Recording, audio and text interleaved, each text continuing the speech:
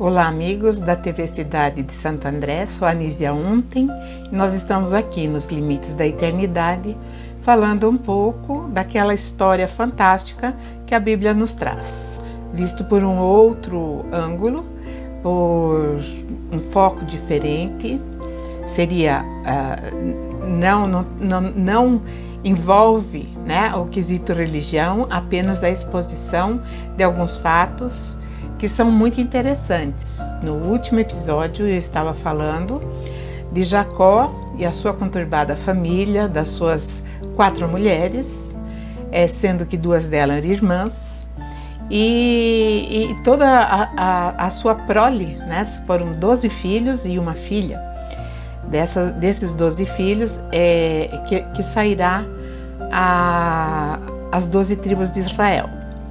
E nós estávamos, né, num ponto onde Jacó estava voltando, saindo, né, na fuga, empreendeu fuga e estava voltando para Canaã, para a terra dos seus pais, né, e o sogro foi atrás, né, mesmo ele tendo alguns dias, né, na dianteira, o sogro, que era o Labão, pai da Raquel e da Leia, conseguiu alcançar e quase ele ia partir para a briga, né, para o resgate. Só que no caminho apareceu um emissário do Senhor e deixou bem claro que ele não mexesse com Jacó.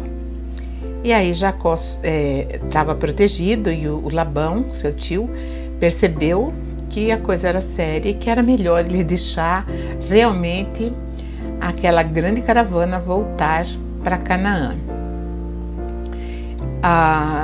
Lembro que eu falei também sobre ele estava completamente possesso, né, o Labão, porque havia sumido os ídolos, os Baalins, né, que era Baal, só que quem tinha pego justamente era Raquel, e que usou, né, de uma astúcia muito grande e, enfim, se desvencilhou, né, de ser descoberta pelo roubo, e mesmo porque Jacó havia falado para o sogro que com quem fosse encontrado os ídolos seria morto. E ela usou, então, um subterfúgio, dizendo que ela estava imunda, que era a menstruação. E aí, então, Labão faz um acordo de cavalheiros entre eles, né? Então, ele pede que Jacó tratasse bem as filhas dele, os netos, e que não casasse com outras mulheres. Acredito que Jacó pensou, né? Como se isso fosse possível, porque a vida dele era muito tumultuada. E aí depois se despediram, né, fizeram uma ceia juntos, foi a despedida. E aí então Jacó empreende a sua viagem em direção a Canaã. E quando ele estava nessa rota, ele recebe, né, a visita de mais um emissário, e aquele emissário que apareceu, quando eles estavam acampados, ele fez uma pergunta muito, muito interessante. Que ele vai perguntar assim, né? Quando esses eram, acho que era mais de um, né? Que veio ao encontro dele, ele falou: olha, esse é um acampamento do Deus de Israel.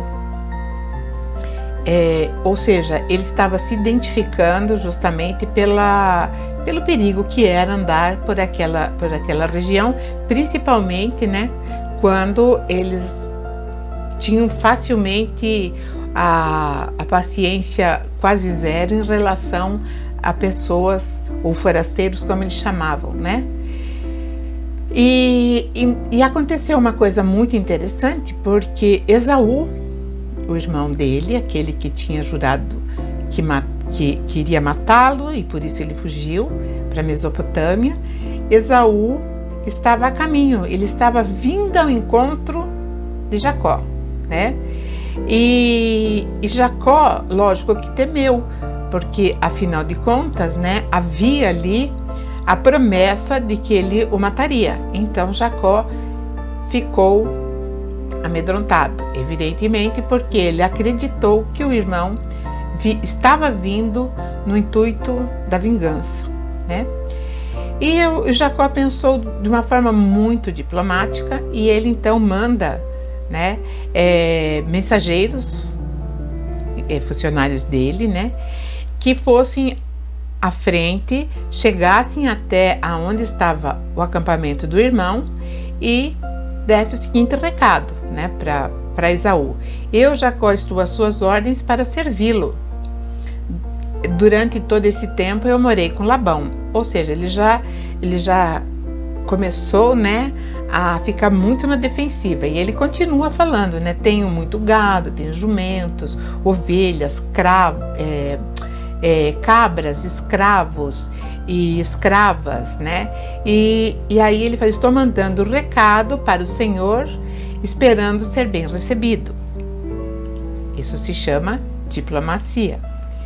E realmente, né, o irmão, eu não sei qual seria o intuito, né, do irmão, mas uma coisa é certa, né? A gente desconfia, né? Eu desconfio que ele vinha mesmo para alguma coisa, né? Na sequência nós iremos ver. E Esaú respondeu assim de forma muito rápida, né? Que estava realmente indo ao seu encontro e que era para o irmão ficar tranquilo, né? Jacó, ele não estava muito à vontade, né, com aquela situação. Ele não estava se sentindo bem, porque ele sabia que poderia ter uma revanche, né, do irmão. Então ele falou: então vamos tomar a seguinte precaução. Ele dividiu o séquito em dois, né? Então ele faz o seguinte: ele manda os rebanhos à frente, né, com empregados, ele manda o rebanho à frente, e isso dava uma margem de segurança no encontro, né? Então aqueles que estavam indo à frente, que eram empregados com os rebanhos, se sofresse uma emboscada ou se houvesse uma intenção ruim do irmão, eles saberiam, né, lá atrás, porque estava tudo programado. Então ia alguém e passaria as informações para trás, né? E aí Jacó estava extremamente amedrontado. Por quê? Porque ele não sabia qual seria realmente a reação do irmão e temeu também pela família. E aí ele fez também mais um pacote de presentes, né, para o irmão. Ele mandou apenas 200 cabras, 20 bodes, 200 ovelhas, quase o rebanho inteiro, 20 carneiros, né, 30 camelas. Só para abrir um parênteses, o valor do camelo ainda é alto no Oriente Médio, né? Então 30 camelas, que a fêmea era mais preciosa, né? Tinha maior valor, justamente porque é matriz de procriação. E mandou também as crias, ou seja, as 20 camelas, 30 camelas, se cada uma tinha uma cria, então já tinha 30 filhotes. Também uma cáfila, né, que ele estava mandando. 40 vacas, 10 touros, 20 jumentas e 10 jumentos. Olha o presentinho, né? Dividiu os animais em 2 grupos também. Mandou uma parte na frente e quando encontrasse Esaú, né, e ele perguntasse o que era aquilo, o que significava aquilo, né?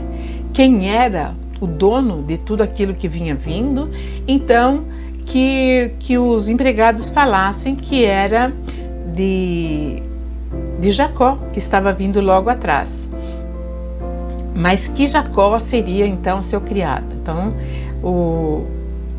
ele baixou bem, né, vamos dizer assim, ele atingiu um grau, né, de humildade, se colocando bem abaixo do irmão.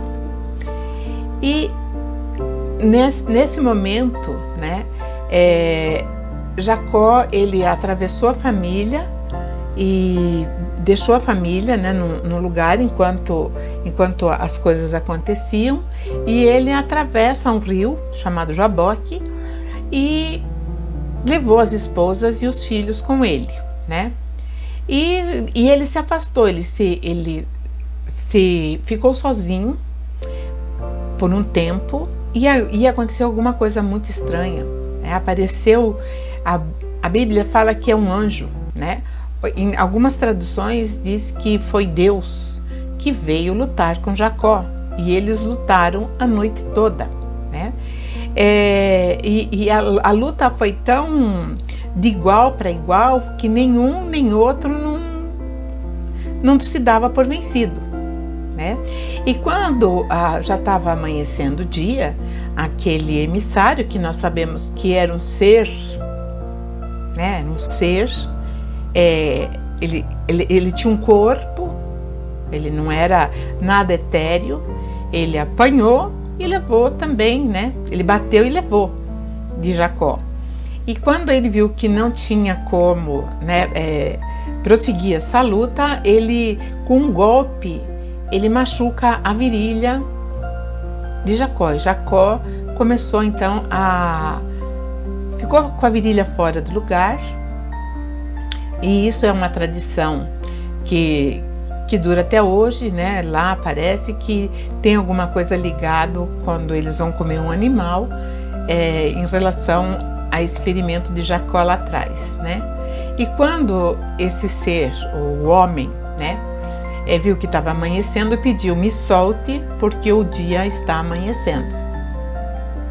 E Jacó falou assim: eu não solto enquanto o Senhor não me abençoar. Aí aquele homem, aquele ser, ele pergunta: como é seu nome? Ele falou: Jacó. Aí ele falou: não, a partir de agora o teu nome não é mais Jacó, o teu nome é Israel, né? E lá na Bíblia tá que ele tinha lutado com um Deus, vamos conversar, né? Ele lutou com um Deus, alguém extremamente forte, tão forte quanto o próprio Jacó, porque não houve vencedor, né? E só que esse homem, então, este ser, fala que dali para frente o nome dele seria Israel. E Jacó, na contrapartida, queria saber o nome também dele. Afinal de contas, né, eles tinham estado bom tempo juntos, bem juntos.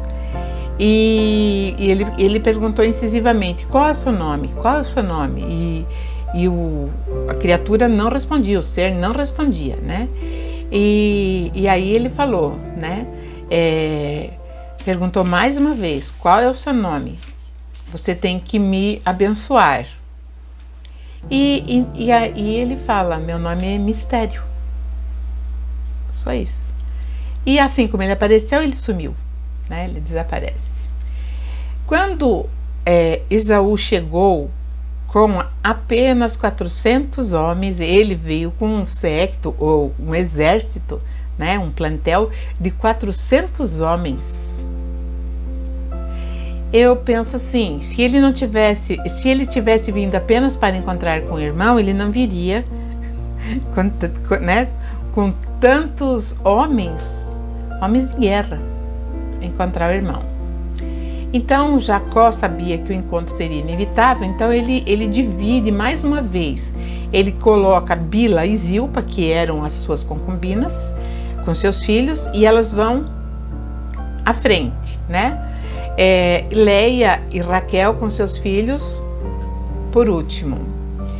Quando Jacó encontrou com Esaú, ele encostou o seu rosto no chão, e essa prostração, né, de rosto na terra significava o mais alto respeito, né? E isso era comum entre eles, e assim como na cultura daqueles que nos colonizaram.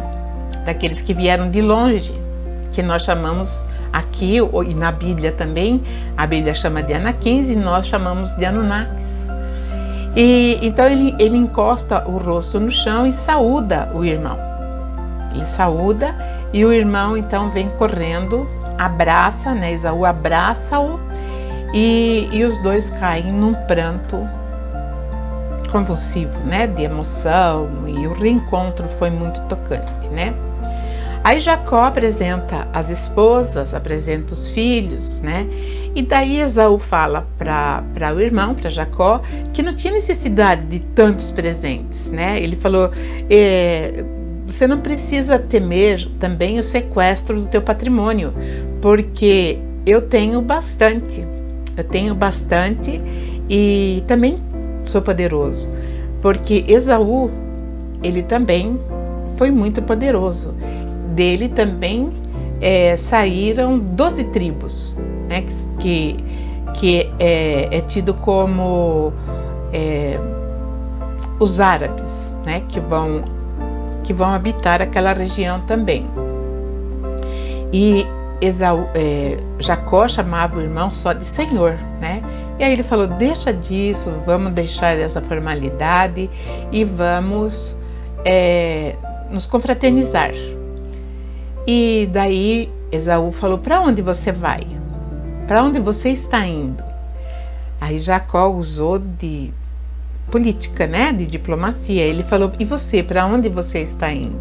Aí o irmão falou assim, ó, eu tô indo para lá, né? Para aquela região, para cá. Aí Jacó, ai que pena, eu tô indo para cá, né? Então ele deu um endereço de um lugar oposto. E aí ele falou, mas vamos juntos? Ele falou, não, eu tô com as crianças, sabe? A mulherada aí, as crianças. É melhor você seguir o teu caminho, não quero te atrapalhar, ser embargo para a tua viagem, e eu vou seguir com mais lentidão. Mas você vá para lá que eu vou para cá, né? Então, Esaú foi para Edom, que era o oposto, e ele foi para uma cidade chamada Sucote, né? Assim ele começa então nesse momento a ter uma nova vida e também um novo endereço, né? Depois de quantos anos? 21 anos ou até mais, né? Então ele volta para Canaã e se estabelece numa cidade chamada Siquém. Comprou terras, né, do rei daquele lugar, né? Através de prata e lembrando que a prata era uma moeda de grande lastro, né? O ouro não tinha lastro. Quem tinha lastro era a prata, né? E ele constrói ali nessa cidade de Siquém a sua casa, abrigo para os rebanhos, enfim, ele era rico, né? Jacó tinha um patrimônio bem grande. E também, na sequência, depois que ele construiu a casa, ele constrói também um altar. Esse altar, entendam bem, não era nada parecido com uma capelinha como nós vemos por aí. Era um monte de pedra onde seriam oferecidos sacrifícios para agradar né? Deus, né? Também, então, que é o Deus de Israel. Então ele constrói esse altar e ali então ele fixa a residência. Mas aconteceu alguma coisa muito chata, muito constrangedora. Por quê? Jacó tinha uma única filha, que se chamava Diná. Essa moça, quando chegou em Siquém, ela chegou em outros ares, né? Tinha outros ambientes, talvez muito mais, vou dizer assim, mais metrópole do que a cidade da onde ela saiu e todo o percurso que ela percorreu com os pais, né, junto com a grande caravana. E ela então fez amizade com as meninas do local, da mesma idade que ela, e ela quis sair. Então ela saiu para passear. E quando ela saiu, porque ela também era, né, de família de posses, então ela conheceu um rapaz, né, chamado Siquém, né? porque o pai dele era rei, o pai dele era o rei daquela região, e ele tinha o mesmo nome da cidade, né? E então ele se enamorou profundamente de Diná e Diná por ele, né? E começaram a namorar, e foi um namoro muito caloroso, né? E ela provavelmente ela até morava com esse rapaz, não sei, porque é o que dá para entender, né? Porque na sequência esse moço pede para o pai, que era o rei, para pedir a mão de Diná em casamento, né? Jacó, ele ficou sabendo do sucedido, que a filha tinha dormido, né, com o filho do rei, e que ele era um príncipe. E ele não contou nada para os filhos. Mas, né, os filhos ficaram sabendo, e a hora que eles ficaram sabendo, eles ficaram furiosos, porque eles eram já mais maduros. E Emor, que era o rei, pediu para Jacó e para os rapazes também, para que eles se tornassem parentes, né, fazendo o casamento dos dois, da Diná com Siquém, e eles ficariam morando naquela região, eles poderiam comprar até mais terras, ou seja, eles poderiam negociar, quer dizer, ele dividiu a cidade com eles, né? Então ele ofereceu, na verdade, um dote sem limites. Mas os irmãos, né, isso Jacó lá na sua casa, como eu disse, Jacó era um ótimo administrador e ele cuidava de tudo que era dele. Então os irmãos falaram para o rei, né, para Emor, que ela não poderia se casar porque o rapaz ele não era circuncisado e não ia dar, então, e para eles fazerem, né, esse entrelaçamento de família e tal, todos os homens teriam que ser circuncisados, né? E como eles estavam tão, né, muito afim dessa, eu não digo sociedade, né, mas desse casamento e também ampliar, né, a sua capacidade de destaque, né? Jacó era muito rico também, né? E então os irmãos falaram, então nós vamos fazer o procedimento. Imediatamente eles começaram a fazer o procedimento da circuncisão, que vocês devem saber que não é algo muito fácil, que ainda é realizado lá em Israel, né? Isso está numa passagem de Gênesis, capítulo 34, né? Num versículo, que é o 21, que diz, né? O rei, o Emor, então ele diz, né? Essa gente é amiga. Vamos deixar que fiquem morando e negociando aqui, pois a terra que chegue para eles. Quando os filhos de Jacó fizeram a circuncisão, eles fizeram de uma forma, vamos dizer, muito fria, né, sanguinária.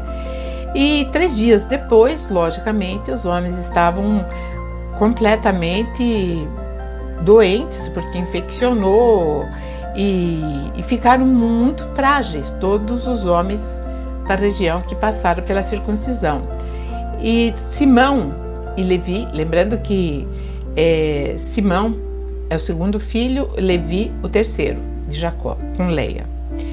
Então, esses dois aproveitando, né, a situação de debilidade daqueles homens, mataram todos, deixaram um com vida, né? E os outros irmãos trataram de saquear a cidade, né? Tiraram todas as coisas de valores da casa e levaram como prisioneiros, né, as mulheres e as crianças, enfim, o que eles acharam interessantes. Jacó, ele, quando soube, ele ficou numa situação muito difícil, ele ficou transtornado, né? Ele sabia que diplomaticamente também ele estava numa enrascada, porque todos em Canaã ficariam inimigos, porque a notícia ia correr, né, que eles eram, aqui nós falaríamos numa linguagem assim mais, né, eles eram bandoleiros, né? E eles se uniriam e certamente matariam, exterminariam a prole de Jacó, né? E Jacó então novamente se volta para o Deus de Israel, mostrando a dificuldade, e esse Deus se manifesta conversando com ele e manda para ele que ele voltasse para Betel, né? E que ali também construísse um altar naquele mesmo lugar onde ele encontrou o irmão, né? Onde também esse mensageiro apareceu comunicando que ele ia encontrar o irmão, quando ele estava fugindo ainda de Esaú, né?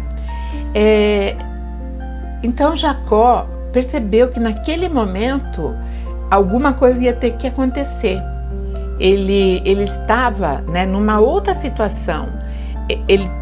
A maturidade dele, lógico, ele amadureceu trabalhando lá com o tio, com as mulheres, amadureceu com os filhos, com a responsabilidade de trabalhar para aquele tio, mas naquele momento, depois da experiência ali naquela cidade de Siquém, ele ficou mais maduro ainda, né?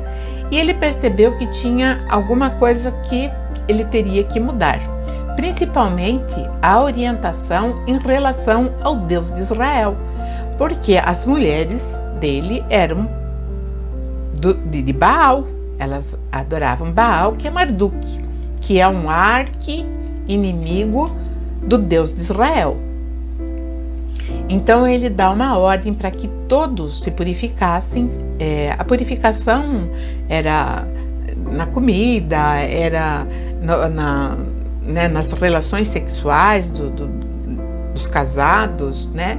E que se banhassem, se vestissem roupas limpas e jogassem todas as estátuas, todas as imagens de deuses, né? Porque eles estavam seguindo para Betel. Betel, só pelo nome da cidade, a gente vê que termina com El, né? E tudo que termina com El, na verdade, é relacionado à divindade. Então, quando eles foram embora, né? Naquele momento, a cidade ali estava toda, né, com uma repulsa muito grande, e em torno também da mortandade que eles fizeram. Então, aconteceu uma coisa bem interessante. Novamente, as pessoas, os moradores das cidades vizinhas, eles ficaram meio atordoados, eles ficaram meio, sabe, passados com medo, um pavor. Então eles ficaram abobalhados e eles não conseguiram perseguir Jacó e sua família, né? Toda a sua caravana, que era extensa. Mais uma vez foi usada uma arma de tecnologia mais avançada, como foi usada lá na Torre de Babel, quando essa arma se chama raios de frequência, né? Armas de frequências, lógico, são emitidas através de pequenos raios, enfim.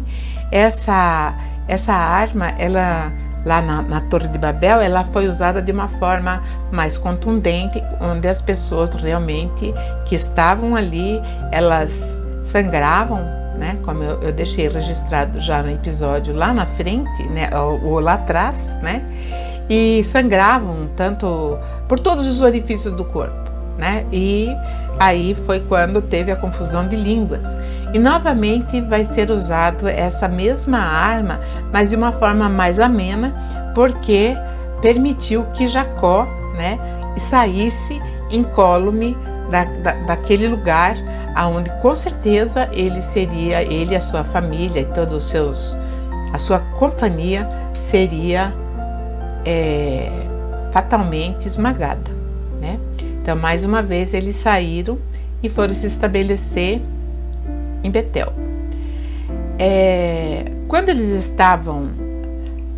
Toda essa andança e tudo isso que estava acontecendo, eles lá em Siquém, né? Raquel ficou grávida. E quando eles estavam se deslocando para chegar em Betel, né? a caminho de Efrata. Efrata vai ser Belém mais tarde, né? Raquel estava nos últimos dias de gestação quando ela começou a sentir as dores do parto. Lembrando que ela já tinha um filho chamado José, né? Dela mesma, filho biológico. E ela ficou grávida novamente. Então, nesse rebuliço, ela começa então a sentir as dores do parto. Mas, infelizmente, quando a criança nasceu pouco tempo depois, ela veio a morrer, né? E ela pediu ainda, teve tempo de pedir, que colocasse o nome do filho de Benoni, né? Que significa filho da minha tristeza, porque ela viu que as forças tinham se esvaído totalmente dela e ela ficaria realmente, né, fora da vida física, material, né? E Jacó então sepultou a mulher amada da vida dele, onde ele investiu toda a sua mocidade, né? E então ele sepultou no caminho, e tem até hoje o sepulcro de Raquel, o túmulo de Raquel, né? Que fica em Belém. Então, aberta a visitação, inclusive, né? E a partir de então, Israel passa a ser o novo nome de Jacó.